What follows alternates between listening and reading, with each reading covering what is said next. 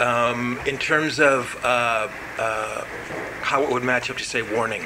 Um, I don't think it's going to match up to Warning because we didn't try and do that. I think we really just went for, we. Okay, let me describe. I guess I'm probably best off by this is this is the first interview I've done with anything for the record. About the record. Cool. Number two, I guess the best way to describe the record is tell you a little bit about the process, how Great. we made it. We got off the last tour, the Pop Disaster tour, and that was with us and Blink, the whole thing. And phenomenal tour, great time. Basically, we came home, took a month and a half, 2 months off, and then started, kind of practicing here and there. Just hammering things out. I mean, I had to have carpal tunnel surgery. So it took me 3 days after that to start practicing again. Wow. With 2 fingers, and then 3, and then everything. So that took me out of the loop for about, the better part of 6 weeks, something like that. Then but I would still go to band practice every day, and I would literally help, we'd be helping structure, we'd be doing whatever, writing songs, and through that process, we basically came up with, say about 16 songs that were really good, and it had been about 6 months or so, and these are songs that maybe we'd been writing for a while, and songs that we had come up with fresh and all this stuff, and they're really good songs, but I'd say moreover from that process, we had also come up with 2 or 3 songs over here that we thought were just something worth chasing, We had those songs, and we turned in the record, and me and Billy got together, and we started talking, and we got together with Trey, and we just said, those are really good songs, but we've got these over here, and we kind of feel like, should we put out these and then wait 3 or 4 years to put out these other songs and chase this thing that we see kind of going on over here? So that was kind of it, and so we decided to chase those and postpone things. Then we just kept practicing more and rented out Studio 880 where they did where we recorded Warning, and they basically practiced and recorded and demoed every day for a year. Wow. Had fun. We probably came with a better part of 4 records, and it's 65 songs or something like that. And then definitely the most creative time of our lives. Really? Yeah, I would have to, as far as a multitude of creativity and every one of us just expanding every bit of our horizons, and there was really no limits. I mean, there was things recorded in there that the world should never ever hear, just because that's how no limits it was. But I think within that we got together. It was a big process of getting all of ourselves kind of on the same page and getting to re-know ourselves as people, as me, Billy, and Trey, and instead of just this this 3-piece monster that runs around and tours and puts out records. We wanted to, I think it was just natural. It was nothing. I wish we were smart enough to make it so calculated, but it was just really a natural thing to get to know ourselves and musically come to a place where we're at right now. And I think that where we're at right now, I mean, the record follows a certain theme. There's characters in the record. They definitely, it's autobiographical, but kind of written through our eyes, maybe some other eyes and stuff. And there's some, there's some good tunes on it. How can I say? I mean, I can tell you. I mean, can you give me some titles? Obviously, it's not going to mean a lot to me, but when the magazine comes out, the record will be out. So, American Idiot is one. Is that kind of a look at, are they kind of the world around us here? Or? Well, it's it's not as oh fucking I hate politics, blah blah this that. It's none of that. It's absolutely it's in there, but it's more personal politics, and it's it's the kickstart to basically this journey that the record's going to take you through. So, building on that point, what is your, what is it that you do in Green Day? Obviously, you play bass guitar in Green Day, but as a trio, as sort of a band that really is made up of really three really very good players. I mean, what is it you bring to the band? I mean, how do you work with Trey? I mean, how does that Mike Trey thing I think work? Over the years, we've, when we were real young, we were kind of we were all surviving and living in our van and doing our thing. Touring. Trey was booking tours. We were all booking shows. Anything we could do. It was like tooth and nail to survive. And we really did that. I'm really, over the last year or so, I'm really excited that, thinking about those things. Anyway, back then we were kind of at a place where I think we're at now, and that is, over the years we've kind of become this thing. Oh, Trey's the crazy drummer, and Billy's, this insane songwriter with whatever his, what little innuendos are, and I'd become the mediator / bass player guy, and it was kind of about like throwing all that out the window. Our role, we all play an important role. We all play all the instruments. We are everyone, and it can be really painful for your bandmates to tell you they don't like something in a song, especially when you're vulnerable and you put this song out on the table and you say, hey, this is what I got, and they go, well, I'm not feeling that, I really not, blah, blah, blah. And to get to a point where you take away all the rules and you say, you know what, just give it to me in its coldest, ugliest, hardest form. And and the other thing that I think we really learned through this is it's not always just about like having it be right there, or all of us playing together and having it be right, but sometimes it's about going through the ugly and arduous process of making it right. Going through there's so many songs get forgotten about and left behind because you just like, oh, I don't like that. But there's that ugly side of it of, if I don't go through the process of trying to make this what it was that I thought I wanted to write, I'll have never known. I hate to use the tags, and I know it makes you crazy and stuff, but you guys have gone through the punk, the proto-punk, the rock, the pop, the melodic rock thing, the heavy rock thing.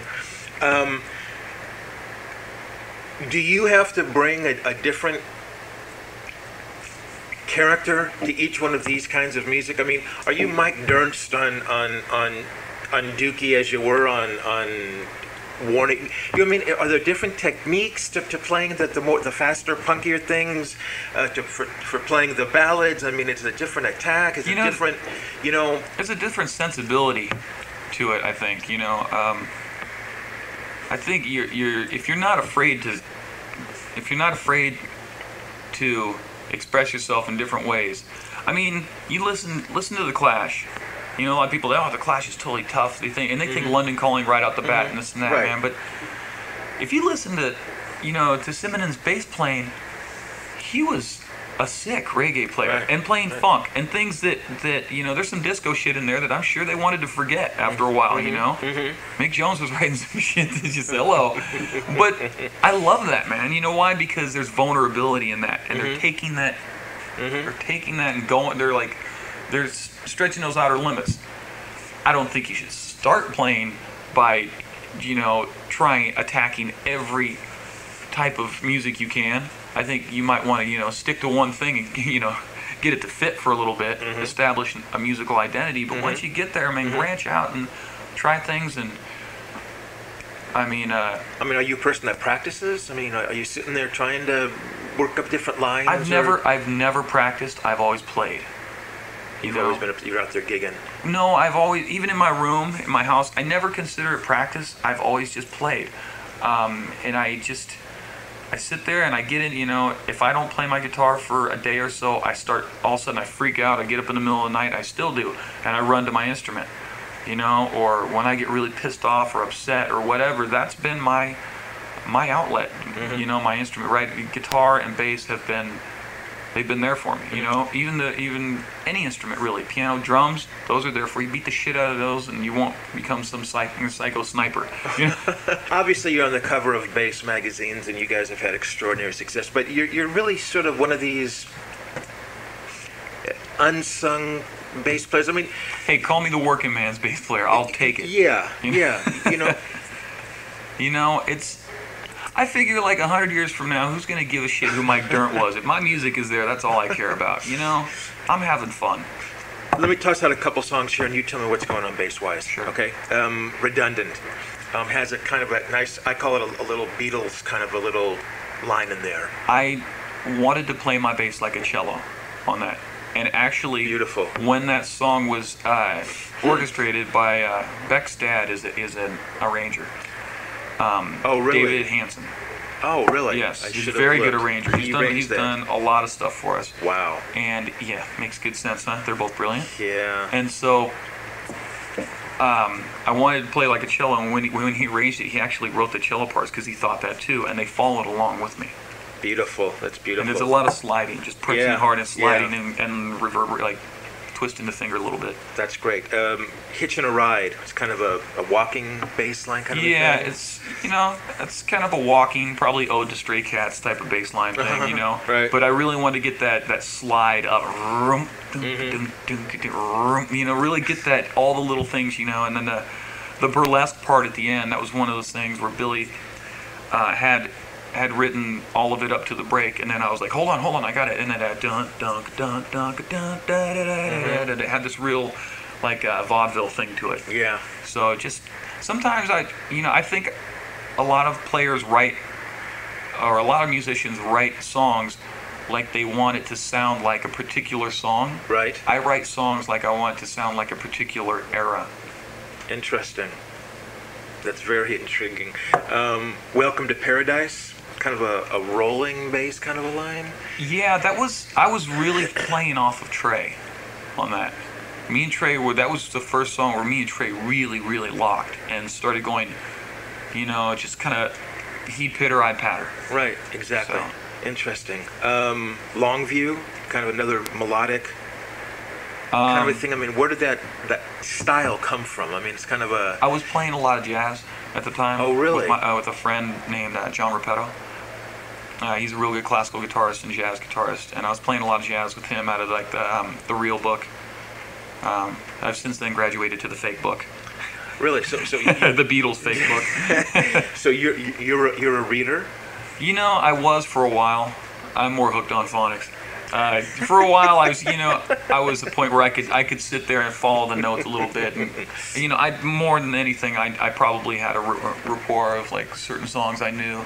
You Blue Dolphin, Domino Biscuit, A Train, all that stuff, you know. Interesting. And I go play little, you know, like cocktail jazz places, like jazz pubs and stuff like that with them. But really, that I was playing a lot of jazz, and so it was the shuffle.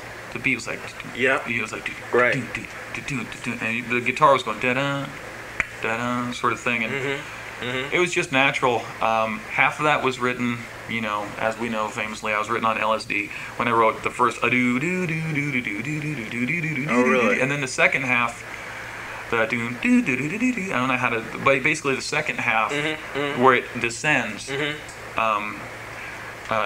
was I wrote that at band practice, sober, really? in Billy's mom's living room. So I've just gone through all these different, like, little emotional things. I mean, I think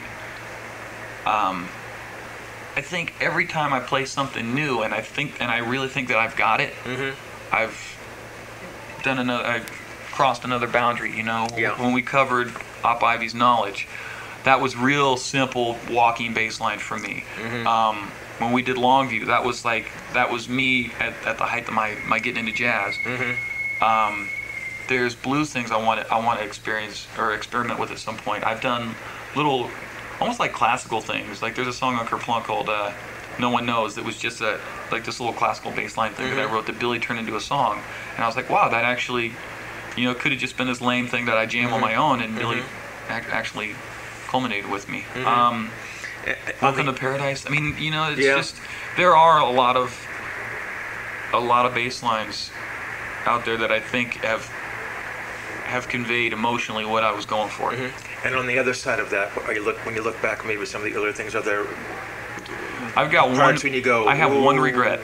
One regret. Me and Billy got in a fight in the studio, and I was pissed off. And so I just went in and laid down. It was for this. It was a B-side of a B-side of a B-side sort of thing. But out of the 100 and whatever many songs we've done now, there was one little hook. You know, I can't remember right now. It wasn't Rotting. It was somewhere there. It wouldn't be in this disclosure. No, it's like a. It was something really vague. Nothing that was never. It's recorded. really no. It was put out somewhere, but it was vague. And there was a harmonic thing that. Let's see. It was like right around the time we recorded the song "Rotting," but it wasn't that tune. And there was I was just pissed off, and so I put down the bass line. But there was this extra harmonic thing that I know would have been a really good hook. And I didn't do it. And later on, I was like, you know what? I learned a lesson, and I said, you know what? I'll never do that to myself or my music again, or my band, because at the end of the day, it's not about me. Right. You know, it's about putting this music onto some listenable format and getting it out there for some kid who hasn't got shit else but music. You know, he's got headphones, and that's his only escape from his either, you know, abusive family or pedophile father, whatever the fuck it is. You know? I understand. So in a sense, really, when you're playing, I mean, obviously you're not thinking of that kid back in North Dakota, but in a sense, you're trying to, you're bringing everything you possibly can to the playing and the bass part. Yeah, I mean, I think sometimes the best thing you can do in a bass line is just eat a big fat piece of humble pie, you know, and play what's appropriate. And other times, it's time to fucking pull the lid off and let it rip.